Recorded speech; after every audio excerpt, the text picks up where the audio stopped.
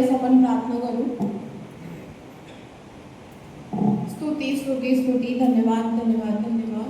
आकाश आणि पृथ्वीच्या निर्माण करते आमच्या थोर गौरवेश्वरंत परमेश्वर पित्या, आम्ही तुझ्या नावाला उंचवतो, गौरवतो, तुझ्या नावाला मान महिमा देतो. आपण धन्यवाद देतो प्रभू, आजचा सुंदरसा दिवस तू आम्हाला दाखवलास बाप्पा. तुझ्या पवित्र मंदिरात तुझी स्तुती आराधना करण्यासाठी, तुझी सेवा करण्यासाठी तू आम्हाला घेऊन आलास प्रभू, म्हणून तुझ्या नावाला धन्यवाद देतो बाप्पा. धन्यवाद देतो या सुंदरशा समयासाठी प्रभूशी. तुझं वचन सांगतो, जिथे दोघे किंवा तिघे तुझ्या नावात एकत्रित जमतात, अशा प्रत्येक ठिकाणी तू हजर असतोस प्रभू. आणि आता देखील तू आमच्यामध्ये हजर आहेस, म्हणून तुझ्या नावाला धन्यवाद देतो बाप्पा. पिता पुत्र पवित्र आत्मा, तुझ्या उपस्थितीसाठी आम्ही तुला धन्यवाद देतो प्रभू. आमच्या घरी उंचविला जा, गौरविला जा आणि आमची भर ठेवते बाप्पा. आमची स्तुती आराधना तुझ्या उंच स्वर्गात तू ग्रहण करून घे प्रभू. आणि तुझ्या पवित्र आत्म्याने तू आम्हाला भर बाप्पा. तुझ्या सामर्थ्याने तू आम्हाला भर प्रभू. आणि तुझे साक्षीदार असं तू आम्हाला करत आहेस, म्हणून तुझ्या नावाला धन्यवाद देतो बाप्पा. इथे उपस्थित असलेल्या प्रत्येकाला तुझ्या आशीर्वादाने, तुझ्या सामर्थ्याने भर बाप्पा. तुझ्या बुद्धीने, तुझ्या चातुर्याने भर प्रभूशी.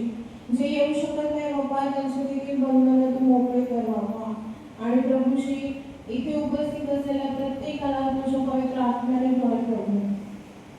येणारं वचन तुझ्या स्वर्गीय भांडारातून येत असताना बाप्पा, ते प्रत्येक वचन आमच्या हृदयावर कोरलं जाऊ दे प्रभू. आणि त्या वचनाप्रमाणे कृती करणारा असे तू आम्हाला करत आहेस, म्हणून तुझ्या नावाला धन्यवाद देतो बाप्पा. इथून पुढची सगळी वेळ आम्ही तुझ्या अधीन आणि स्वाधीन करतो प्रभू. ही लहानशी विनंती तुझा प्रिय पुत्र प्रभू येशू ख्रिस्त त्याच्याद्वारे तुझ्याकडे करतो, म्हणून तू ऐक आणि उत्तर दे. आमेन. Praise the Lord. यावेळी आपण उभे राहू आणि टाळ्या वाजवून आपले हात उंच करून आपल्या श्रीमंत देवाची स्तुती आराधना करू.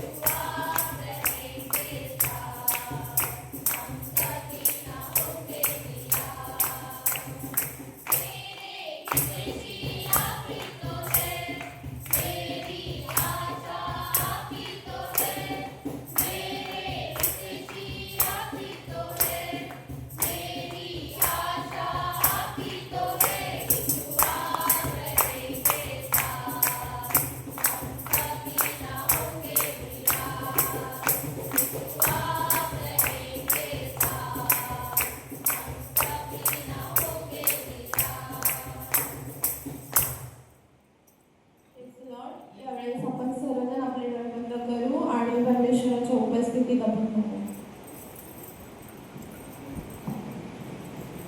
फिर से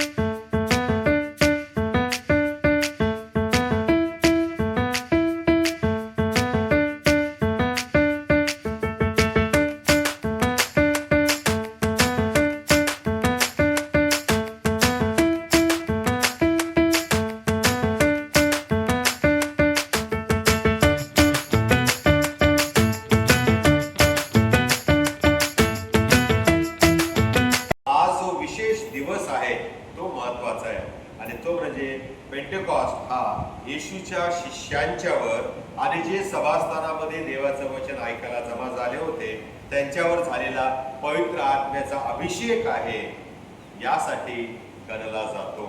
या दिवशी असं म्हटलं जातं की चर्चचा उगम झाला, चर्चची स्थापना झालेली आहे. म्हणजेच काय की त्या ठिकाणी जे विश्वासू जमा झालेले होते त्यांना पवित्र आत्म्याचा अभिषेक झाला आणि तेव्हापासून एक ध्येय आणि एका विशिष्ट कार्यासाठी देवाने एक नवीन कम्युनिटी, एक नवीन समाज स्थापन केलेला आहे. आणि म्हणून चर्चची सुरुवात, चर्चची स्थापना ही पवित्र आत्म्यापासून झालेली आहे. आणि म्हणून पेंटेकॉस्टचा सण हा फार विशेष आहे. आज पेंटेकॉस्टचा सण आम्ही साजरा करतो, पण त्यातला पवित्र आत्मा आम्हावरती आहे की नाही, पवित्र आत्म्याने मी भरलो गेलो आहे की नाही, पवित्र आत्म्याचा अभिषेक माझ्यावर झाला आहे की नाही, हा प्रत्येकाने विचार करण्याचा वेळ आहे. आणि म्हणून पेंटेकॉस्टचा रविवार हा मुद्दाम साजरा केला जात आहे, कारण ती एक ऐतिहासिकच घटना नाही, तर सद्यस्थितीमध्ये हे सत्य आहे जे आजही आम्ही चर्च म्हणून अनुभवू शकतो. पवित्र आत्म्याचा अभिषेक आजही आम्हावरती होऊ शकतो. प्रभू येशू ख्रिस्ताने तो पाठवलेला आहे, आम्हासाठी पाठवलेला आहे. आणि पवित्र आत्म्याचं जे सानिध्य आहे हे आपल्या जीवनाचा, हे आपल्या आराधनेचा, वर्शिपचा आणि आमच्या सेवेचा केंद्रबिंदू आहे. पवित्र आत्मा जर आम्ही काढून टाकला तर प्रियानो, घरामध्ये छानपैकी डेकोरेटिव्ह लॅम्प्स आहेत, पण त्याच्यात वीजच नाही. इतर लोकांसारखे आम्ही जन्माला आलो, जीवन जगत आहे, एक दिवशी जग सोडून जाणार, त्यात काय मिळवलं काय गमावलं याचा हिशोब आम्हाला जाण्यापूर्वी करायचा आहे. आणि म्हणून प्रभू आपल्या वचनामध्ये खास करून पवित्र आत्मा विश्वासणाऱ्यांसाठी देतो, कारण जेव्हा आम्हाला पवित्र आत्मा मिळतो त्यावेळेला आम्ही परिपूर्ण होतो, आमचा विश्वास पूर्ण होतो. आणि म्हणून स्वतःच्या सामर्थ्याने देवाची सेवा करण्यासाठी आम्हास पाचारण केलेलं नाहीये, तर जो आम्हामध्ये वस्ती करत आहे, जो पवित्र आत्मा आम्हाला देव केलेला आहे, त्या पवित्र आत्म्याच्या सामर्थ्याने आम्हाला देवाचं काम करायचं आहे. मी सेवा म्हणत नाही, कारण सेवा म्हटली म्हणजे तुम्हाला वाटतं फक्त पाळक आणि मिस्टर हे सुवार्थी यांच्यासाठीच आहे. नाही, देवाचं कार्य, देवाचा सुवार्थ प्रसार आम्हा प्रत्येकाला करायचा आहे. आणि त्याकरता पवित्र आत्मा देवाने पाठवलेला आहे. हे ते तुम्हामध्ये घ्या आणि तुम्ही काम करा, लोकांना माझा प्रकाश द्या, लोकांना माझी सुवार्ता सांगा. हा पवित्र आत्मा देण्यामागचा मंडळीसाठी उद्देश परमेश्वराचा आहे. आणि म्हणून हा पवित्र आत्मा जेव्हा त्याला आम्ही स्वीकारतो त्यावेळेला तो आम्हाला पुनरुज्जीवित करतो, तो आम्हाला सक्षम करतो आणि येशूची सुवार्ता या जगामध्ये सांगण्यासाठी आम्हाला मदत करत असतो. आणि म्हणून प्रियानो, देवाच्या नावाला आपण धन्यवाद देऊ की आज आपण पेंटेकॉस्ट साजरा करत आहे. ईस्टर जाऊन आज 50 दिवस झालेले आहेत, पुनरुत्थानानंतर आज 50वा हा दिवस आहे. आणि म्हणून पहिल्या शास्त्र बाळांना मी तुम्हाला देत आहे स्तोत्र संहिता 139 जे वाचलेलं आहे. प्रत्येक वचनाला फार मोठं महत्व आहे. आणि म्हणून स्तोत्रामध्ये आम्हाला हे पाहायला मिळतं की पवित्र आत्मा हा आम्हाला आमचा शोध घेतो आणि तो आम्हाला ओळखतो. पहिला मुद्दा, पवित्र आत्म्याचं काम हे आहे की आमचं जीवन शोधणं, आमच्या जीवनामध्ये काय वाईट आहे काय चांगलं आहे याचा अभ्यास करणं, आणि तो आम्हाला ओळखतो म्हणजे त्याला आमच्याबद्दल अधिक माहिती आहे. कारण स्तोत्र 139 जे आहे त्या स्तोत्र 139 मध्ये आम्ही वाचतो की परमेश्वर हा सर्व व्यापी आहे. That is a quality of God, that is a attribute of God. He is omnipresence. तो सगळीकडे भरून उरलेला आहे. हेच तर सांगतो स्तोत्र करता, मी कुठेही लपलो, कुठेही जाऊन स्वतःला लपवलं तरी तुझ्यापासून मी काही लपवू शकणार नाही. खोल सागरामध्ये गेलो तरी तिथे तुझा हात माझ्यापर्यंत पोहोचतो. खोल गुहेमध्ये जरी मी जाऊन लपलो तुझ्यापासून तरी तू त्या ठिकाणी माझ्याकडे येतोस. आम्ही परमेश्वरापासून लपून राहू शकत नाही, कारण परमेश्वर हा सर्व व्यापी परमेश्वर आहे. दुसरा गुण त्याचा आहे आणि तो म्हणजे गॉड इज ओमनिसायन्स. परमेश्वर हा सर्वज्ञ आहे. सर्वज्ञ म्हणजे त्याला सगळे कळतं, त्याला सगळं माहिती आहे. त्यानेच तर आम्हाला निर्माण केलेलं आहे. म्हणून लेकरांचं सगळे गुण आई वडिलांना माहीत असते. आई वडिलांना माहीत असते त्याचा स्वभाव, त्याच्या आवडीनिवडी, प्रत्येक गोष्ट जशी आई वडिलांना माहीत असते तशी आमची आवड निवड आणि प्रत्येक गुण देवाला माहीत आहे. कारण पवित्र आत्मा आमच्यापासून दूर नाही. Is always near us. आणि तो आमच्या जीवनामध्ये भिनलेला आहे. प्रत्येक अस्पेक्ट ऑफ लाईफ मध्ये, प्रत्येक जीवनाच्या अंतरंगामध्ये परमेश्वराचा आत्मा भरून उरलेला आहे. आमचे विचार, आमच्यामध्ये असलेल्या एखाद्या गोष्टीचं भय, आमच्या जीवनामध्ये काही गोष्टी येणारं अपयश, आमच्या विचारांच्यामध्ये असलेल्या इच्छा, या सगळ्या गोष्टी परमेश्वराचा आत्मा जाणतो.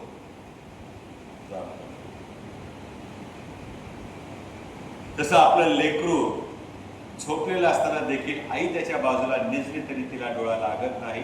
जरा जरी बाळाची हालचाल झाली तरी आई पटकन उठते. तशा प्रकारे आमच्या जीवनामध्ये जरा काही कमी जास्त झालं की परमेश्वराच्या आत्म्याला ते कळतं आणि तो देवाला या गोष्टी जाऊन सांगतो. स्तोत्र करता ठळकपणे सांगतो की आपण पवित्र आत्म्यापासून, देवाच्या सानिध्यापासून स्वतःला कुठेही लपवू शकत नाही.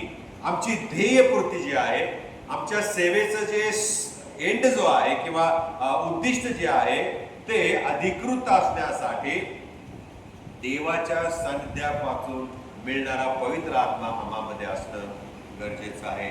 ज्याला ज्याला देवाचा आत्मा मिळालेला आहे त्या प्रत्येकाला पवित्र आत्मा ओळखतो आणि तो त्यांना मार्ग दाखवतो. जसे आम्ही देवाच्या कार्यात स्वतःला झोकून देतो, जितकं जास्त झोकून देतो तितका देवाचा पवित्र आत्मा आम्हाला चालवतो.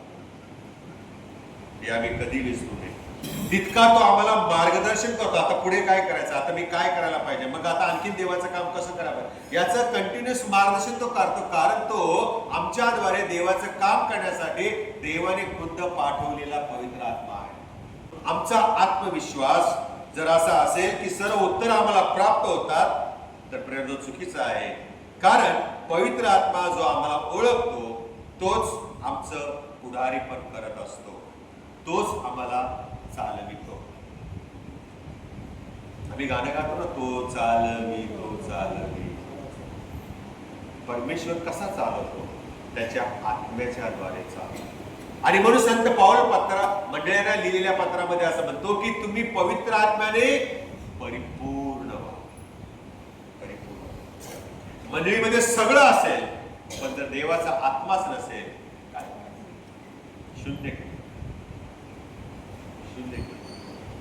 आम्ही साऱ्या गोष्टी, साऱ्या टेक्नॉलॉजी आम्ही आमच्या मंदिरामध्ये आणतो, पण ज्याच्यामध्ये असलेला जर पवित्र आत्माच नसेल तर सारं काय.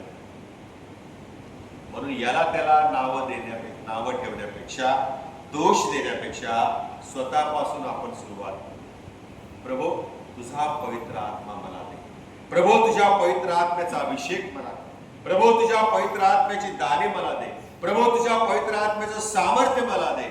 जो माझ्यामध्ये पवित्र आत्मा आहे त्याला तू काय कर, पुनरुज्जीवित कर, त्याला माझ्यामध्ये अधिक कार्य करण्यासाठी प्रेरित कर. अशी प्रार्थना आम्ही करणं फार गरजेचं आहे. दुसरा मुद्दा आहे यजकेलाचं पुस्तक 37वा अध्याय 9 ते 14 वचन. पवित्र आत्मा आम्हाला नवजीवन देतो. शुष्क अस्थिच्या खोऱ्याचा दृष्टांत देवाने यजकेलाला दाखवलेला आहे. फार मोठा उद्देश आहे त्याच्या मागे. यामधून परमेश्वर यजकेलाला आणि यजकेलाच्या द्वारे आजपर्यंत मंडळांना एक शिकवण देत आहे, ते म्हणजे की मृत्यूमध्ये देखील जीवन देणारा आमचा महान परमेश्वर आहे.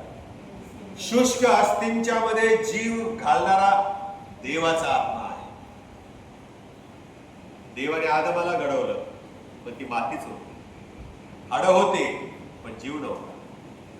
जोपर्यंत परमेश्वर त्याचा जीवनाचा आत्मा त्या आदामामध्ये घालत नव्हता तोपर्यंत ते शरीर मृतावस्थेमध्ये होते. देखणा होता, सुंदर होता, बलाढ्य होता, पण व्यर्थ, कारण त्याच्यात जीवच नव्हता. पण जेव्हा देवाने त्याचा आत्मा, जीवनाचा आत्मा आदामामध्ये घातला, त्यावेळेला तो जीवधारी प्राणी झाला असं लिहिलंय. तेव्हा त्याच्यामध्ये जीव धरला गेला. मंडळीमध्ये जोपर्यंत देवाचा पवित्र आत्मा येत नाही, मंडळीतील प्रत्येक सभासद विश्वासणारा जो आहे तो त्या पवित्र आत्म्याला स्वतःच्या जीवनामध्ये घेत नाही, तोपर्यंत प्रियानो आम्ही निर्जीव आहोत. निर्जीव आहोत, आमच्यामध्ये जीव नाही. जोवर देवाचा पवित्र आत्मा आमच्यामध्ये येत नाही, तोपर्यंत आमचं जीवन, आमची हाडे, आमचं जे शरीर आहे ते शुष्क अस्थिंच्या सारखं आहे. त्याच्यामध्ये प्राण नसणार, त्याच्यामध्ये जीवन नसणार आहे. निराशामय स्थितीमध्ये, शुष्क अवस्थेमध्ये, कोरडेपणा जेव्हा आमच्या जीवनामध्ये येतो, तेव्हा पवित्र आत्मा त्या जीवनाला काय देतो? अर्थ देतो. त्याच्यामध्ये आपला ताकद घालतो, सामर्थ्य घालतो आणि आम्ही प्रभूसाठी काम करण्यासाठी प्रेरित होतो.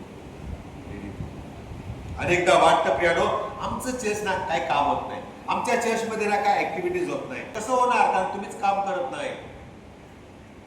तुम्ही आणि मी जोपर्यंत काम करणार नाही, तोपर्यंत पवित्र आत्मा कसा तो प्रियानो रिवाइव होईल? आमच्याकडे कार आहे ना, त्या कारला सर्व्हिस का करतो आपण? नवीन कार घेतली तरी कंपनी काय करते? वर्षातून 2-3 वेळा सर्व्हिस देते, फ्री देते. का देते? काय अर्थ काय आहे त्याला?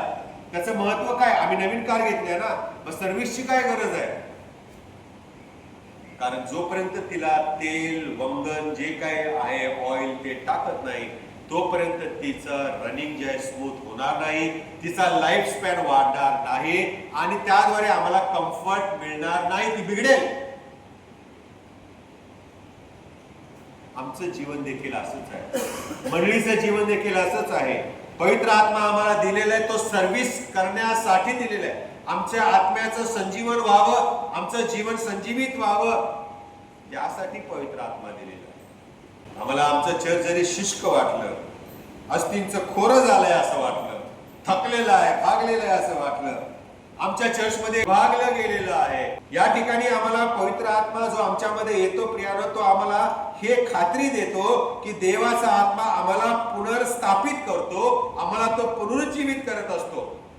देवाच्या कार्यास ज्यावर पवित्र आत्मा आला आहे, अशा लोकांची गरज आहे. तुम्ही मी जर काम करत नाही तर काळ्या दगडावरची पांढरी रेघ आहे, पवित्र आत्म्याने आम्ही चालवले जाणारे लोक नाही. Very clear. न्यायाची वाट बघूच नका.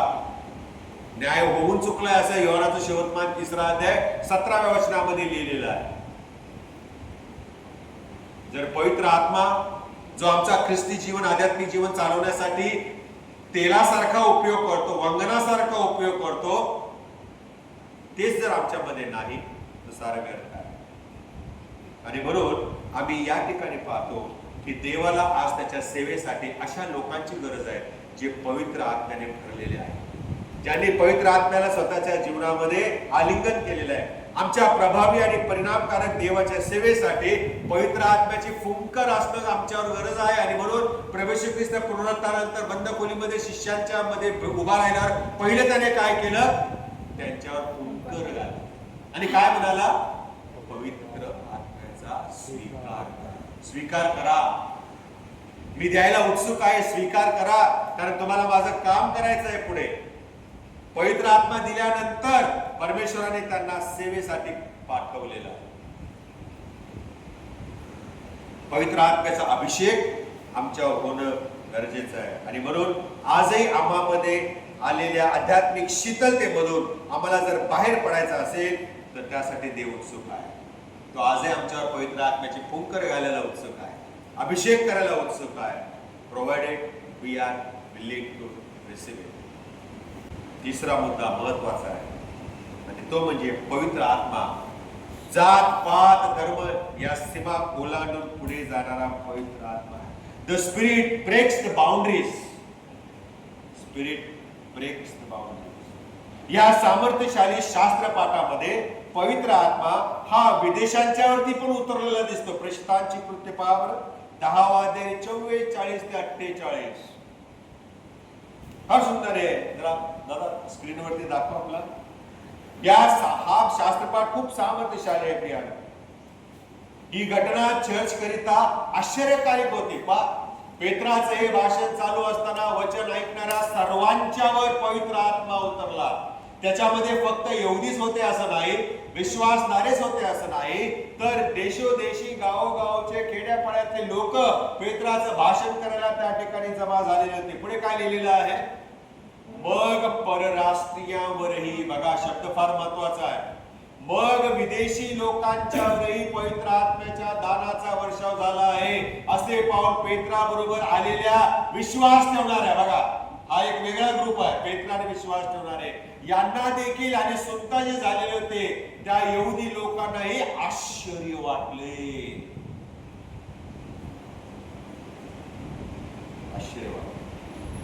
म्हणजे पवित्र आत्मा फक्त विश्वासणाऱ्यांसाठीच नाही, तर तो परराष्ट्रीयांसाठी देखील, तो विदेशांसाठी देखील आहे. जे जे येशूवर विश्वास ठेवतील त्या प्रत्येकाला it's a gift from the Lord. याच्यावरून काय समजतं की देवाने पवित्र आत्मा आम्हावरती देण्यासाठी बाउंड्रीज तोडलेले आहेत.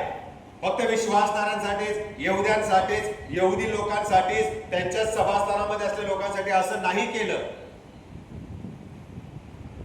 परराष्ट्रीयांसाठी देखील पवित्र आत्मा. म्हणून योहान लिहितो 3:16 मध्ये देवाने जगावर एवढी प्रीती केली.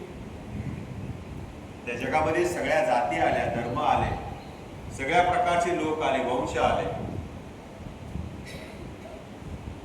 आणि त्यामुळे देवाच्या कार्यसिद्धीची व्याख्या आणि सीमाही बदलल्या, बाउंड्रीज बदललेल्या आहेत. Salvation is open for all, is given to everyone who believes in it. पवित्र आत्मा परराष्ट्रीयांच्यावर, परधर्मीयांच्या वरती देखील प्रभूने पाठवलेला आहे. आणि परराष्ट्रीयांच्या वरती आलेला असताना देखील पेत्राला कळलंच नाही, तो प्रीचिंगच करतोय, उपदेशच करतोय. आणि ज्या वेळेला त्याने ते पाहिलं तेव्हा सर्वांना काय झालं? आश्चर्य. देवाचं राज्य फक्त यहुद्यांना वाटत होतं आमच्यासाठीच आहे, बाकी सगळे नरकाचे भागीदार आहेत. पण ही सीमा परमेश्वराने आपल्या आत्म्याच्या द्वारे तोडून टाकलेलं आहे. देवाचं कार्य हे कोणा मनुष्याच्या प्रथा किंवा इन्स्टिट्यूशन यांच्या करता मर्यादित राहिलेलं नाही, हेच देवाने सिद्ध केलेलं आहे. आणि त्याकरता पवित्र आत्मा नेहमी नेतृत्व करतो, तो पुढाकार घेतो, तो अडखळण दूर करतो आणि ख्रिस्ता करता एक नवा समुदाय निर्माण करतो. प्रिया, तुम्हाला माहिती नसेल पण एक चर्च तयार होत आलेला आहे, जे प्रभूची वधू म्हणून होत चाललेलं आहे. प्रभूच्या वधूची ती पूर्ण तयारी झाली की मग वर येणार प्रभू येशू येणार आणि आपल्या वधूला घेऊन जाणार. ते चर्च न दिसणार आहे, ते चर्च प्रभूची वधू आहे. त्या चर्चचे सभासद होण्याचा आम्ही प्रयत्न केला पाहिजे, रात्रंदिवस प्रभूचं काम केलं पाहिजे, पण पवित्र आत्म्याला सोडून नाही तर त्याला घेऊन. काय झालं? 10 कुमारी दृष्टांत काय शिकवतो? हेच तर शिकवतो ना. त्या 5 शहाण्या कुमारीने आपल्या सोबत तेल घेतलंच नाही, म्हणजे पवित्र आत्मा घेतलाच नाही. दुकान किती लांब आहे, गाव किती लांब आहे, आपल्याला काही कोणी तेल देणार नाही का? या भ्रमात त्या राहिल्या. आज चर्च अशा भ्रमामध्ये राहिलेला आहे. वेळ आहे ना प्रभू येशू यायला, अजून कुठे वेळ गेलेली आहे? अजून माझं जीवन आहे ना, आय एम यंग, मी अजून काम करू शकेन नंतर, आताच काय घाई आहे? पण लक्षात ठेवा, प्रभू येशूचं येणं अचानक कधीही होऊ शकतं आणि म्हणून तो उशीर झालेला असेल त्यावेळेला. आज चर्चला हे एक आव्हान देवा करत आहे की चर्च हे नेहमी सर्व समावेशक असलं पाहिजे. Church should be inclusive church. सगळ्या धर्माच्या, सगळ्या शिकवणीच्या, सगळ्या विश्वासाच्या, सगळ्या जातीच्या लोकांना एकत्र घेऊन देवाचं गौरव करणारे, सेवा करणारं चर्च असलं पाहिजे. आम्हाला सीमांचे संरक्षण करायला देवाने बनवलेलं नाहीये. चर्चला विश्वासणाऱ्यांना एकत्र आणण्यामागे देवाचा हा हेतू नव्हता की तुम्ही तुमच्या जातीच्याच लोकांना सुरक्षित ठेवा, आपसामध्ये रोटी बेटी व्यवहार करा, बाकीचे जाऊ दे. नाही प्रिया, या जातीभेद, लिंगभेद, वर्णभेद हे प्रभूच्या चर्चमध्ये नसावेत. हेच हा शास्त्रपाठ आम्हाला शिकवतो.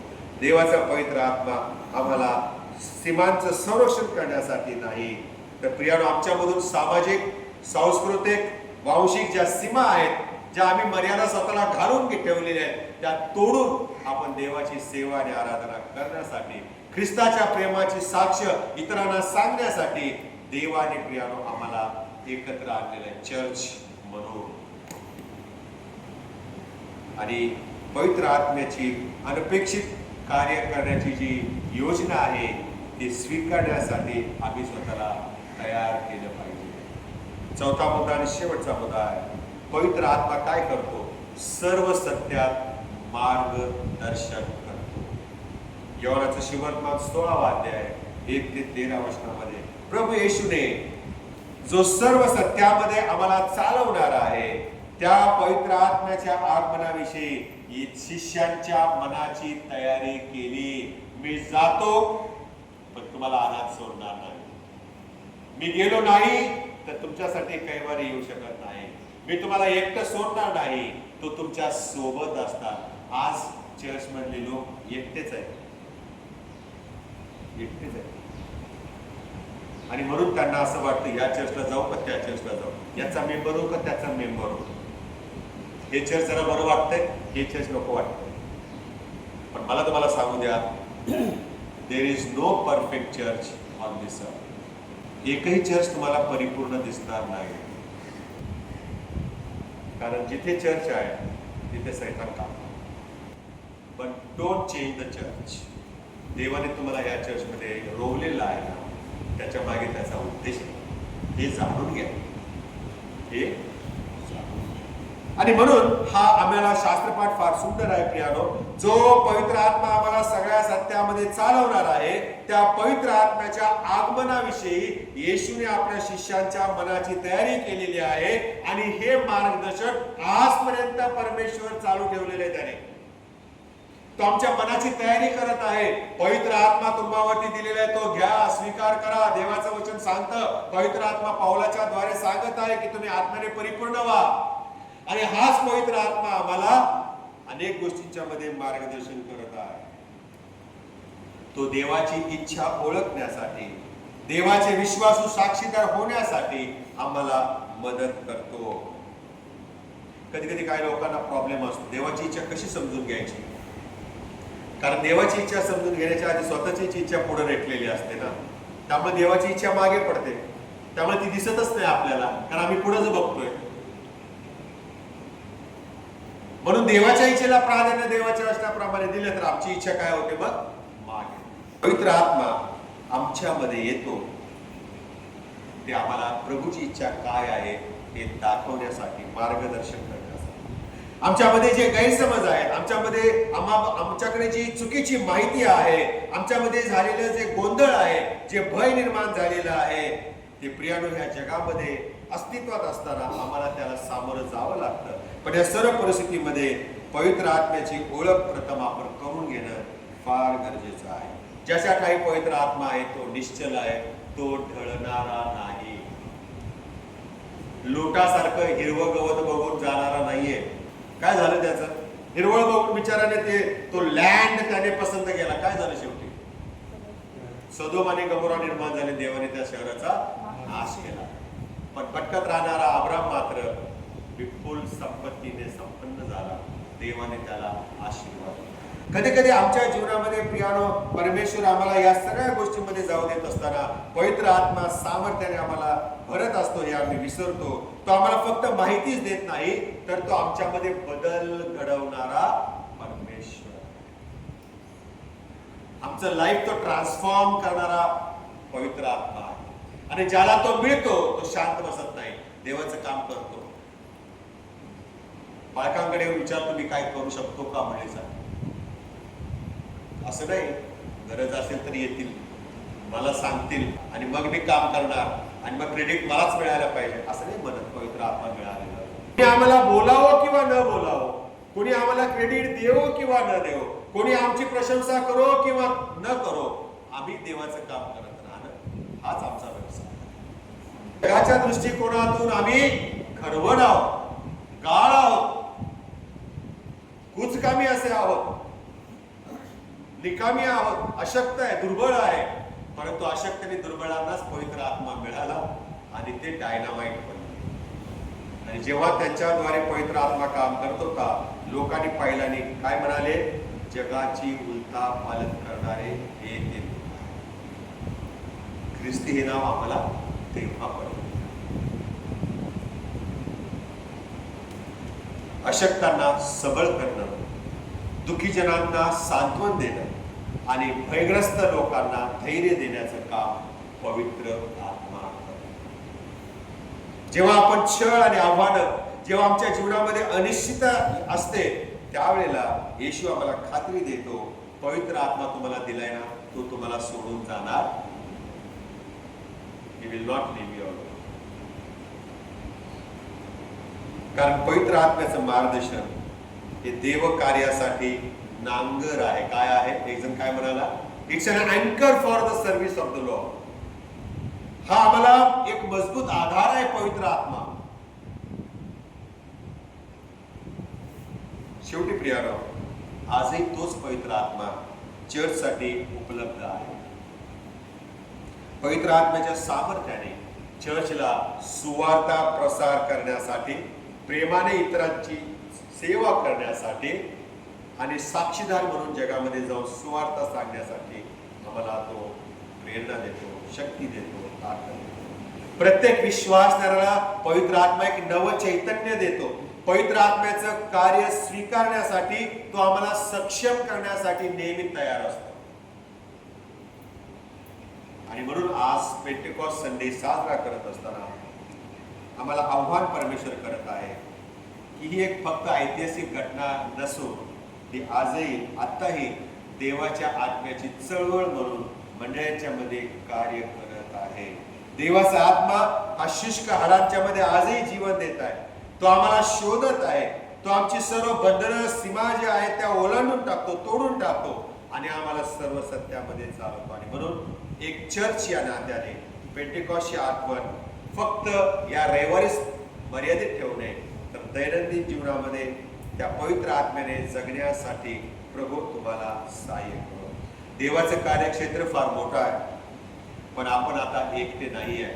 देवाच्या कार्यक्षेत्रामध्ये काम करण्यासाठी देवाने आमच्या बरोबर त्याचा आत्मा दिलेला आहे आणि त्याला सोबत घेऊन आम्ही सक्षम व्हावे याकरता पवित्र आत्म्याच्या द्वारे हा पेंटेकॉस्ट संडे आमच्या समोर परमेश्वराने ठेवलेला आहे. आणि म्हणून चर्चने पवित्र आत्म्याच्या प्रभावाने भरलेले, पवित्र आत्म्याच्या प्रभावाने सुवार्ता सांगण्यासाठी धैर्यवान होणं आणि विश्वासाने एकमेकावर प्रेम करून एकमेकाची सेवा करणे, यासाठी पवित्र आत्म्याचं सामर्थ्य घेऊया आणि त्याकरता प्रभू तुम्हाला सहाय्य करो. आपण प्रार्थना करू.